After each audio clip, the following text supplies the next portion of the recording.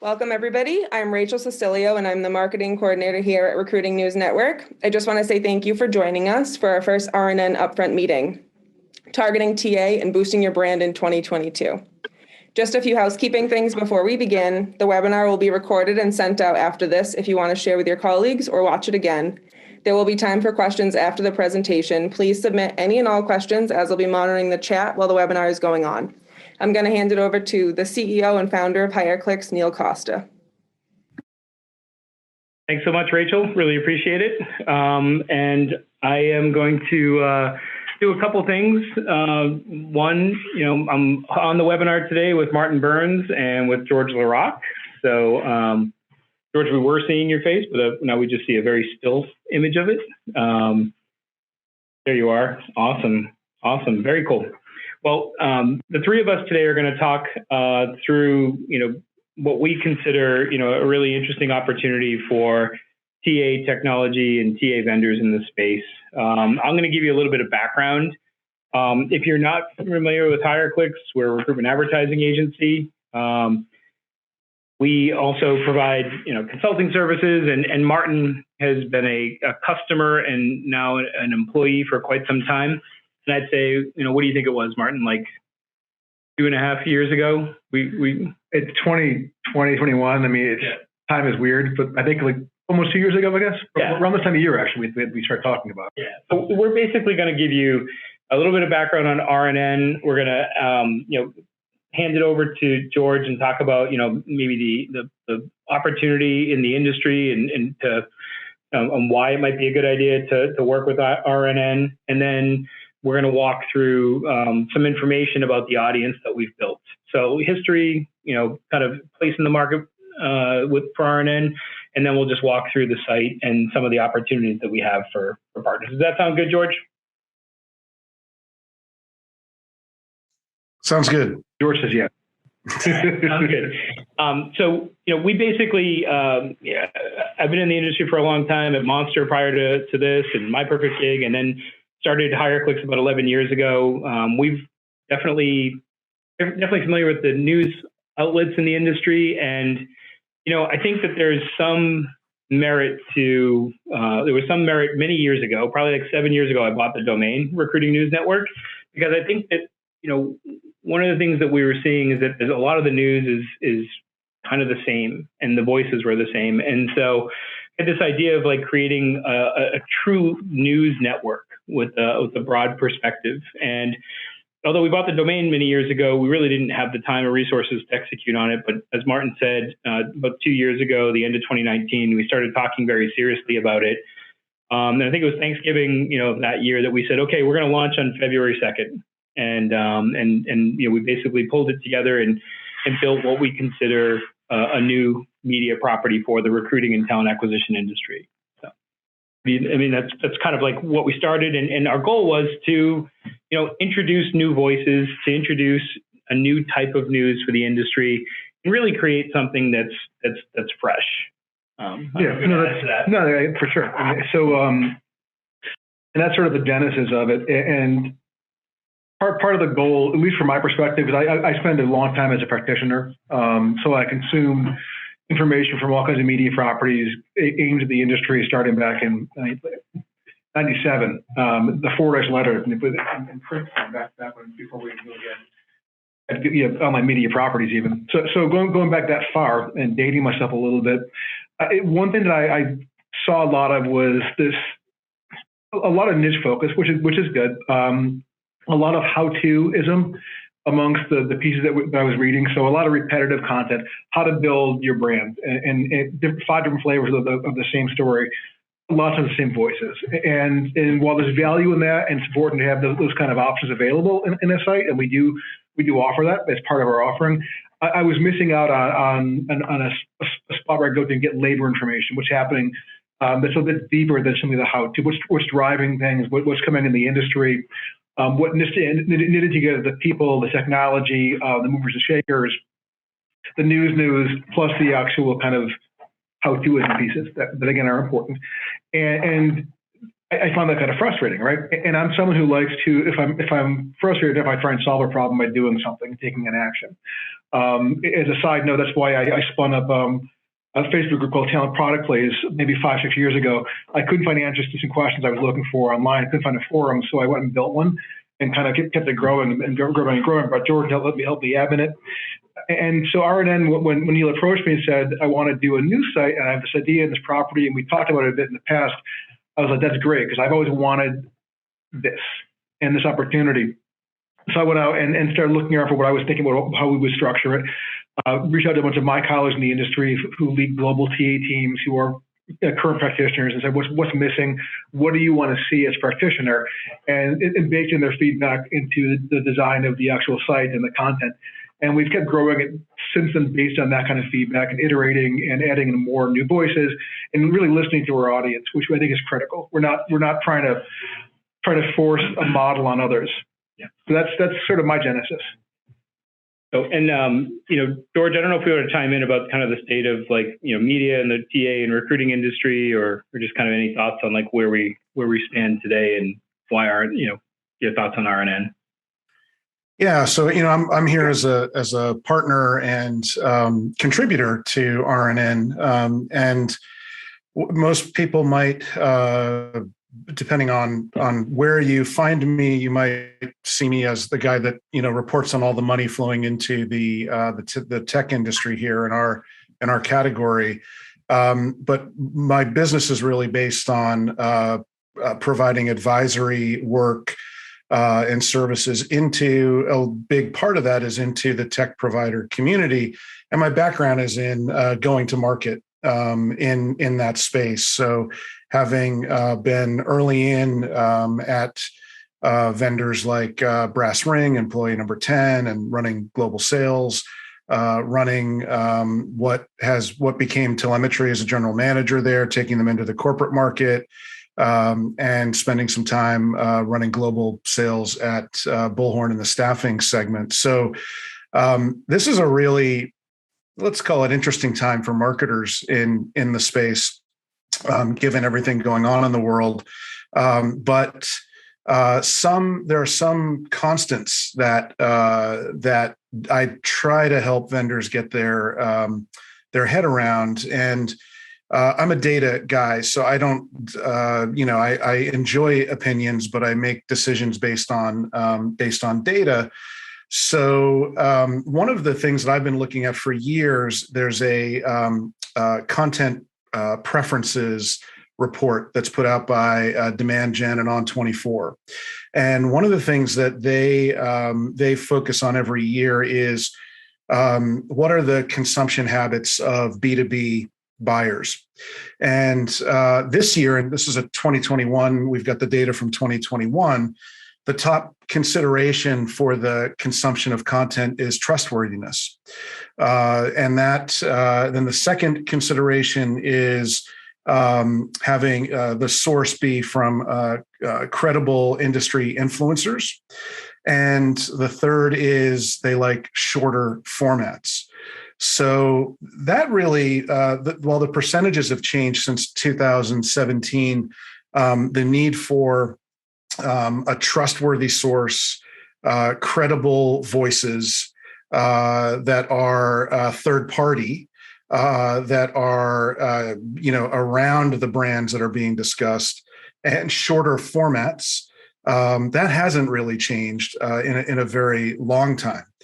And so I think that's that talks about sort of the format. Now, why is it important? Other data that I tend to look at comes out of the Challenger Institute. They're back independent, but they've got data. It's been consistent, I'd say, in this market with everything going on in the world. Things have probably compounded, but most buyers go about 60% of the way through their process before they ever touch a vendor, but about a third of the way through, they probably really need you. Meaning, they're doing a lot of research. They're going out and they're looking for those credible sources, and they're looking for those voices that they can trust and looking for the format that they like to consume. And they're doing that and getting 60% of the way through their buying process, their whole process before they get in touch with you. But about a third of the way through is where they're really looking at how their requirements map to the decision that they're making. So it's important that I recommend to every vendor that I talk to that they're working with partners, they're working with a collaborative group of voices that they can trust in helping amplify their brand and amplify their message. Because the two big challenges that every tech provider that I work with have, it's differentiation and then engagement on their marketing messages, getting folks into the pipeline.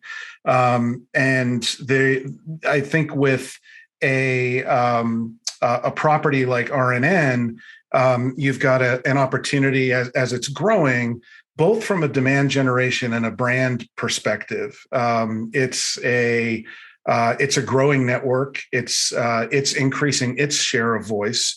And whether you're looking at this tactically, you're, let's say, an emerging provider who's really looking at how do we get a targeted audience and targeted leads, being able to have a bigger share of voice in a platform that is, expanding their own share is a great opportunity. I think if you're a bigger brand, the investment in brand it's a longer game. It's a longer game to play, but it's a much higher value game, right? The return is much greater than the tactical sort of demand gen play. And I don't know when there's going to be a bump in the road on the market, but what I do know is I would probably like to have my contracts in place for a bigger share of voice on credible sources, because the thing that smart brands do when the market gets bumpy or goes through a downturn is they invest heavily in brand. They invest because you then not only can have a bigger share of voice on a platform, but a bigger share of voice in the market. So I think my message there is, the market's great right now. The market's churning in a positive way right now. It's not going to go on forever, and you need to pick your partners and have and be present in those platforms, build those relationships with their audience sooner than later to be prepared, because there's no doubt. I don't know if it's 6 months or 24 months, but we'll hit a speed bump. So sorry, I went on and on there, but I think those are the factors that really drive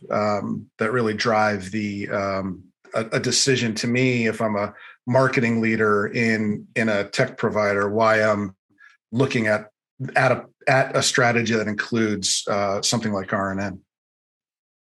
Yeah, that's great, George. And I appreciate you bringing up the branding. And my background was that working at Monster. I was trying to promote the Monster brand in the marketplace. Working at My Perfect Gig, trying to promote a TA technology, in the marketplace. Even as HireClicks, we're an recruitment advertising agency trying to promote our brand in the marketplace.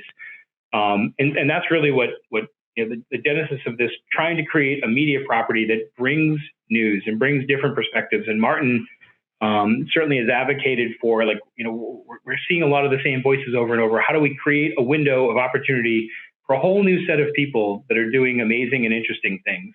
And that's really what we've tried to do. So the concept of setting up this time today, we set up what's called an Upfront Meeting. And if you're familiar with marketing and advertising, ABC, CBS, whenever they would launch their new seasons, they would have upfront meetings. And those upfront meetings are meant to, give people some insights about the media property and then basically pre-sell, the advertising.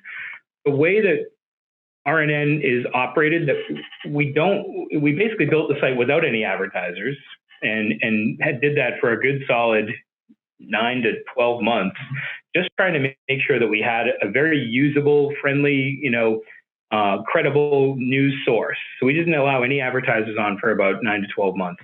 We've started doing that in a test format over the last 6 months, where we've been able to put on advertisers. As you can see here, we've got one at the bottom of the page. This is the live site. But what we're trying to do is have an upfront meeting so people can plan appropriately for 2022. And as part of our mission in supporting this media property, we don't want to go out and get hundreds and hundreds of advertisers. We really want to get between 10 and 15 advertisers who are partners with us and have a voice in how we evolve this media property. So that's really what we've talked about, is that we don't need a lot. We need a handful that are strategic, that value branding, that want to be part of something that's growing, and want to have a voice when there's something that they think might be interesting or interesting to our audience or interesting from a marketing perspective. Yeah, do you want to add to that? No, for sure. I mean, to build that a little bit, the goal is not to have a site that's littered with advertising, and that's frankly influenced by a lot of advertisers. We want to be able to still offer really solid coverage, and not come across as simply an ad platform. So we're looking for partners who, I think, understand that mission, support it, that want to get the brand seen, and to George's point, be seen as being partnered with a credible site. So the credibility is important to you and to us, obviously. We want to maintain that. And along with that, offer opportunity for our partners to be featured a bit, to have their founders looked at, to have their voice heard by sponsored content, and to share their perspective on what they're doing in their news. And have first kind of have us sort of feature them and talk about that a bit too, and sort of help our audience understand who you are a bit better, maybe a little more deeply than normally would through sort of standard advertising. Yeah, and so with that, we thought this would be a good opportunity to have folks get to know the platform, get to know Martin, because he's the in the end, he's the editor of the site. He's controlling the content on the site, and so hopefully you've been following it. But as just a quick navigation, we'll walk you through a little bit of how the site's built, and Martin, I'll navigate, but you can chime in.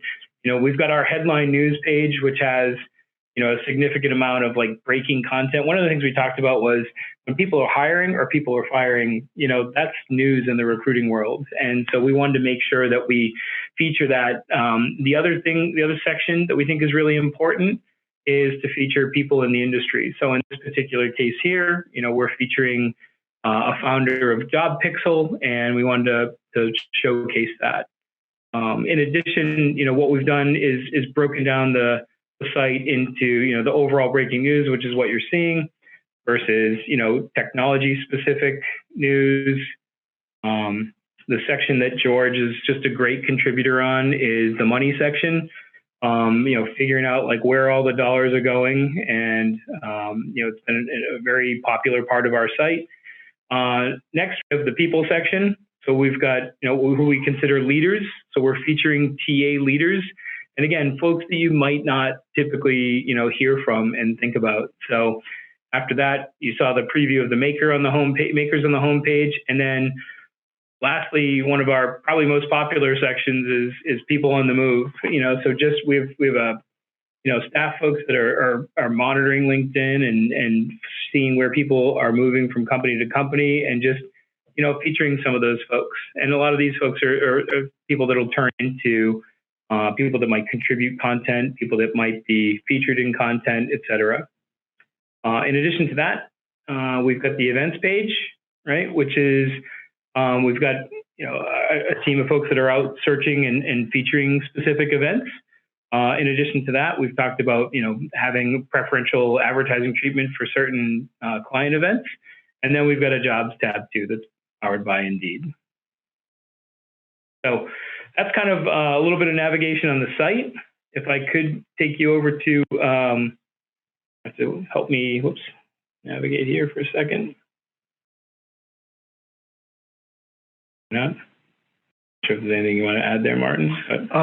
Well, yeah, just real quickly, as far as one of the biggest drivers, or a large driver of a lot of our traffic, actually has been leaders and people in the move, where people share their features. So if they're featured on People in the Move or as a leader or maker, they push that around to their networks, and their networks typically have a large number of their peers and colleagues. So it brings a broader voice and views to us, people that you want to get in front of, and it's sort of it's using the crowd a bit, I guess, and to spread the word. And it's been a really interesting and strong way of driving traffic to the site, which we're pretty excited about too. Very good. So just to, there we go. So again, just to showcase, what we've got here is the standard media kit. We can follow up with this, but I'm still seeing the site on my end. It looks fantastic, but I'm going to stop sharing and then reshare. All right, how's that look? Black screen. Oh, there we go. Got it. Okay. So basically, we'll walk you through kind of where we are from a media kit perspective in the audience.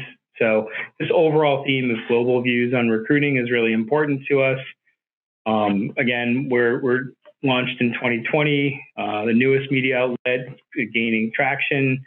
A little bit more about RNN here.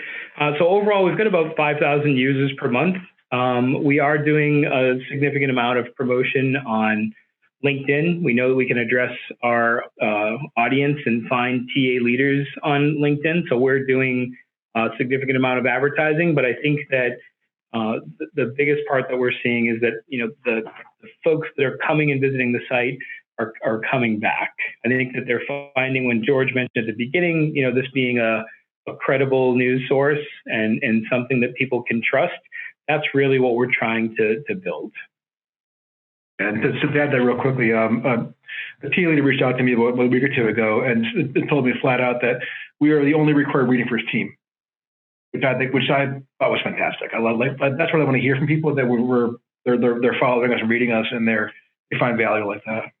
Yeah, and I think that just to give you a breakdown on the demographics, we feel like we've got a relatively strong young audience, which is kind of an interesting balance between a strong young audience as well as those senior decision makers that are going to be able to pull the trigger on budget and manage the resources for their teams.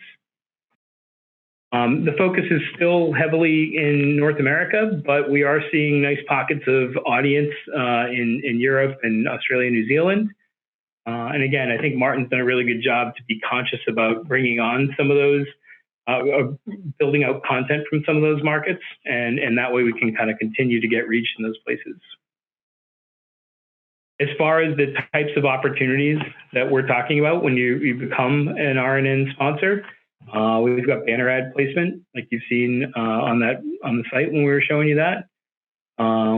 We've got sponsored email opportunities, and basically we've got about 500 plus. It's actually closer to 1,000 at this point in time, like over the last few months since this has been updated. Really good click-through rates, really good open rates, which are important to driving those direct response campaigns. 30% last campaign with one on Monday, so. Yep. Great. Open is amazing, actually. Yep. Here's some of the demographics on the email subscriber list. So company size is pretty diverse. Again, some pretty higher level folks that are baked in here into the subscribers.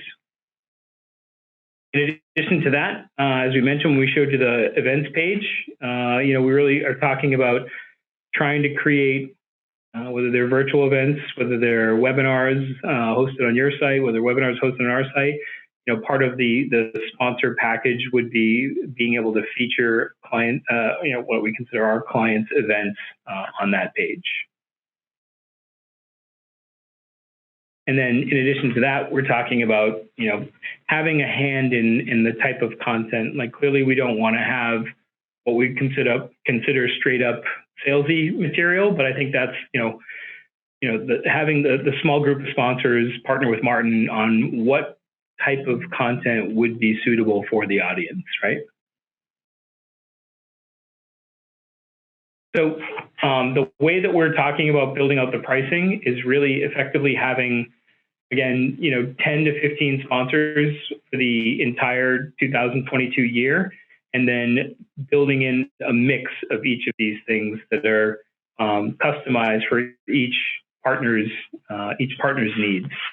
But in the end, what we're trying to do is have more of a flat fee annual partnership with someone, and we've talked about a lot more about, having it be like an NPR type underwriter partnership versus, something that's kind of quick and dirty advertising campaign. We really want to focus on how can we make this work for a small group of people, have them be on board while they invest in their brand, and we do a really good job featuring their brand in the marketplace around a very credible source. Sure, you want to add anything to that? No, I mean, I think, well, I will add a little bit, I guess. We are interested in partnering with you to customize and meet your strategies, right? So if beyond this, if you say, listen, Martin, we want to try something out here, we had a thought, an idea, would you consider partnering like this? We're flexible. As I think George mentioned, sort of ground floor, come in and help us out and figure out kind of the strategy for next year. We'll work with you. I'm not promising we'll do everything, but certainly there's room to explore, experiment, and learn. We really are looking for partnerships. And beyond this too, there's more coming as far as where we're going to be and our visibility and our kind of our product listing, more chance to really have your voice heard as a sponsor and as a partner. Absolutely. So with that, someone asked, is that unique visitors or total visitors? That's unique visitors, right? Yeah. So unique visitors on the site's 5,000. So again, we know it's having been a buyer of advertising and marketing, both for consumer brand and B2B efforts. The audience is growing, and that's really what we're trying to find partnerships that people come on. They're with us for 2022. We feature their brand. We work with them to come up with unique and interesting ways to build out their brand and create special opportunities. And then for the long haul, the partners that we bring on in 22 will get first right of refusal going forward. I'm maybe overly loyal in some cases, but I feel like if we have people that commit to us, then we're going to commit to them, and that's how run our business and been pretty successful in it. So with that, Rachel, I'll bounce it back to you to see if anyone has any. Actually, George, I don't know if there's anything else you want to add at this point, or I want to bounce it up to questions.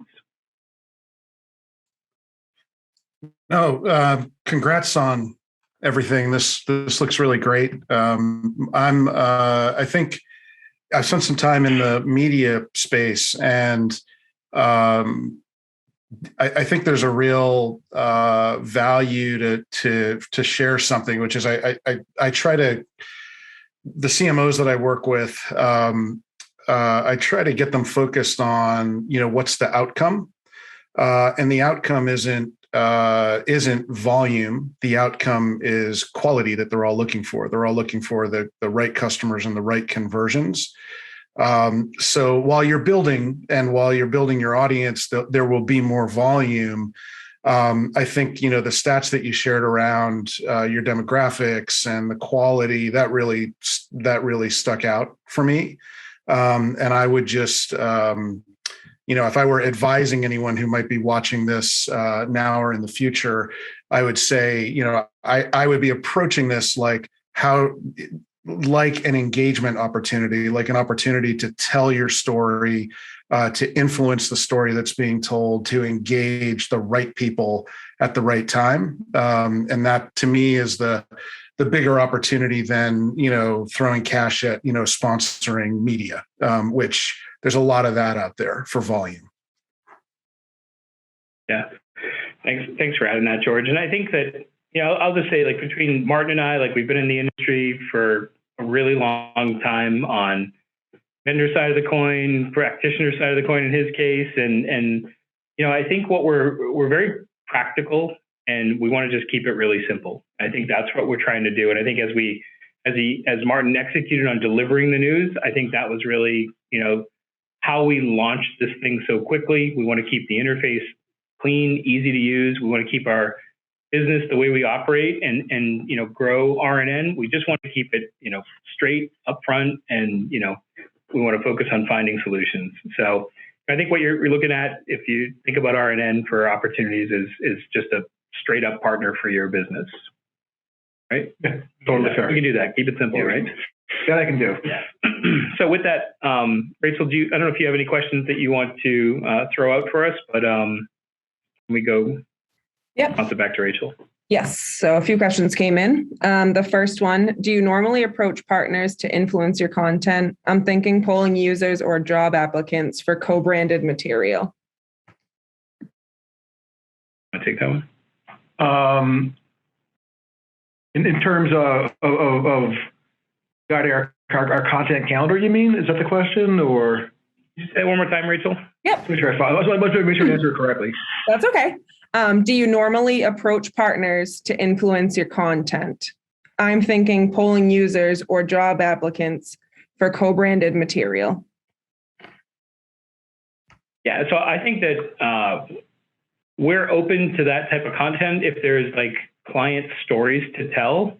It's kind of what I'm hearing there, whether it's a job seeker or whether it's a TA leader and there's a story to tell around a certain solution. I think that's, some really, I think people find, stories relatable, whether it's how the job seeker engaged with technology or how a TA leader, created a strategic advantage for their organization through technology. I think those are all viable types of content. I think, what we've talked about is just making sure that the audience feels like it's valuable content and that it's not overly salesy. We want to make sure that it's, if it's advertorial or if it's, editorial. I think that's really where we just draw the line. Either way, even if we had something that was that we felt like was a little bit over, then it's shown and featured as more of an advertisement rather than straight up content. But I think we typically take that on a case by case basis. Yeah, and I'll add too that if I want to do a story, I've been wondering how, so making up an example on the spot here, how a diversity, let's say disabled individual interfaces with a career site and how they actually got their job. And I know one of our vendors has solutions in that space. I'll go to that vendor first and say, listen, I have an idea for a story. Do you have examples you could share, right? And I'll write the story about the situation. I will use the partner as the example of the tech being used. If it tips too salesy, then we may call it sponsored content. But I do think that there's value in getting real stories from our partners, and I'm okay with sharing their name as part of the article that they use this tool to work through, as long as I can speak to the actual client, the practitioner who's actually using the tool, and get their piece of it, how they used actually technology to facilitate that process. I think that's great, actually, and it makes my life a bit easier because I'm getting help from my partners and finding source material because there's a lot out there, and getting to it quickly and efficiently is important because there's a lot to talk about. Yeah, I think the process of RNN sponsors, partners, going to Martin and say, hey, I've got this really cool thing that just happened. What do you think about this as a story? Like pitching a story to some degree. That could absolutely be content. That could be like, hey, Martin goes out, meets with the constituents, does the interview, comes back to the sponsor for, hey, could you comment on this? Here's my story. Could I get a quote from you about this situation as well? So I think all of those are interesting and good, positive, creative opportunities. Yep. Okay, awesome. Next question. Is there any way to do a test campaign with RNN for a month or two? I think that, we're, the way we've thought about the business is to try and build a long-term partnership. I think that going back to like, well, if my goal is to get, 300 leads in a quarter, I don't know. I think we can deliver leads. I think that, being a direct response marketer for most of my career, I know how important that mission is. I think that we're looking for partnerships that really are a commitment to, 2022 and committed for the year, and know that it's a combination of branding, direct response, shareable, good, solid SEO content, and and in a buy-in for the long haul, meaning we're going to get to be part of the growth of RNN. So as much as, it'd be great to take, have people sponsor things month to month or come in and out. Like, I think for us, we're looking for just the long-term relationship. So at this stage, we're not really doing those types of partnerships. All right, next question. What kinds of things will you do in 2022 to grow the audience? And does that include new features? Yep. All right, so a couple of things that are coming. We are developing a podcast series. We have at least 3 in the can right now. We're kind of polishing up. It's called the Recruiting Works, and that's going to that'll have a chance for sponsors to dig into it too, as most podcasts do. This podcast brought to you, underwritten by XYZ company organization. That focus will be on we think a pretty meaty topic, which is how organizations recruit and find people. And obviously, corporations are critical to that, but also we'll be talking to neighbor recruiters. We'll be talking to folks who recruit for political campaigns and parties, things like that. The idea is that, and diversity, et cetera. The idea is to, we think, get a bit more engaging topic content stream for the recruiting audience that will get picked up a bit more broadly, even beyond kind of our channel. So it may get picked up by Wired, by larger media outlets. That's one piece of it. We're also looking to do more live spots. So as things open up and events are opening up and we're traveling more, we'll be on the spot at HR Tech talking to vendors. If you're one of our partners, we'll interview you. We'll sit with your founder, your folks who are there, and you'll be featured on the site. And we think that'll bring in both more exposure for our clients, but also just more audience growth via the site. Investing more in marketing campaigns. The nice thing, at least from my perspective about RNN, is that the last 2 years has been largely organic. It's been social sharing, some light ad campaigns here and there, but a lot of folks sharing it around and finding it and really enjoying it, coming back to it and returning and telling their friends. For 2022, we'll invest more in marketing campaigns and more kind of advertising, which will pull our clients and partners along with us as we grow and expand that way too. I think that we haven't done sponsored webinars, we haven't done on-site events. So I think there's a lot of opportunities for what I would consider traditional things. The podcast is just taking something that's very two-dimensional and making it just making content available through another source that people are comfortable with now. And I think we're at the tip of the iceberg on what the opportunities are, and we're excited about what creative partners can bring to the table when it comes to figuring out what's the next vehicle or what's the next opportunity that we could try together. All right, one last question, and it sort of overlaps with the first one, but what kind of input will sponsors have on content and advertising opportunities? Yeah, I mean, I think that when it comes to, I'll do the advertising opportunities, you can talk about the content. I think we've kind of hit it a little bit. I think, again, there's going to be a way to execute on traditional campaigns, whether they're straight up branding campaigns, whether there's different placements on the site.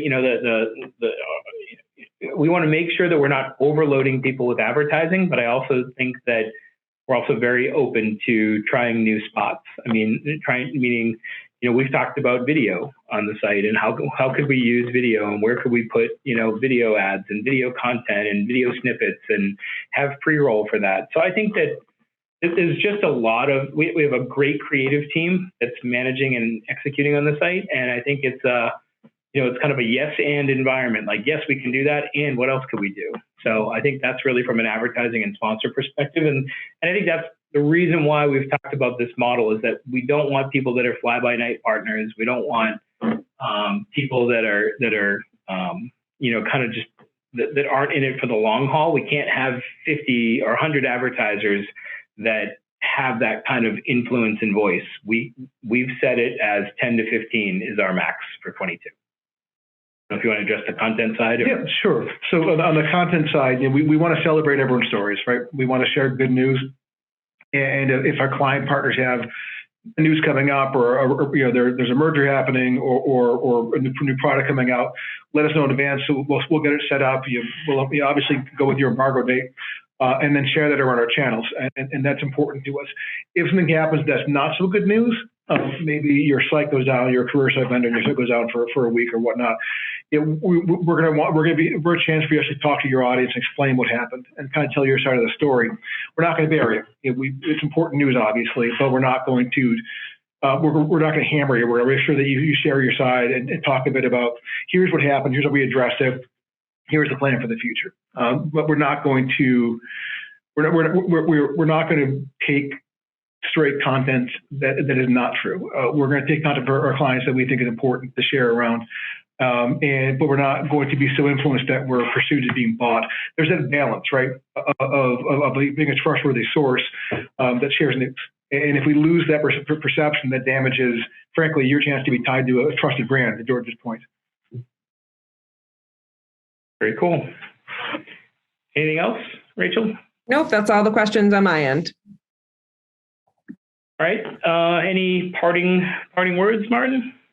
I mean, we're excited about what we've done. I think it's been. We've opened up some new ways of looking at the world of hiring and labor, and sharing that news. Doing this the last 2 years, getting it set up, and then getting ready to look for partners has been phenomenal, and we're really happy you're here. I'm hoping that every single one of you signs up wants to partner with us. I think it's a good opportunity. I really do. Believe in it. Yeah. George, I don't know if you have any parting words. No, sir. Well, good. Well, again, I agree with Martin. Like, we're really proud of what we built. We think that it's built for the long haul, and we'd love the opportunity to talk with you more about ways that we can work together in 2022. And we appreciate the time, and we'll look forward to chatting soon. Thanks, everyone. Thanks so much. Bye.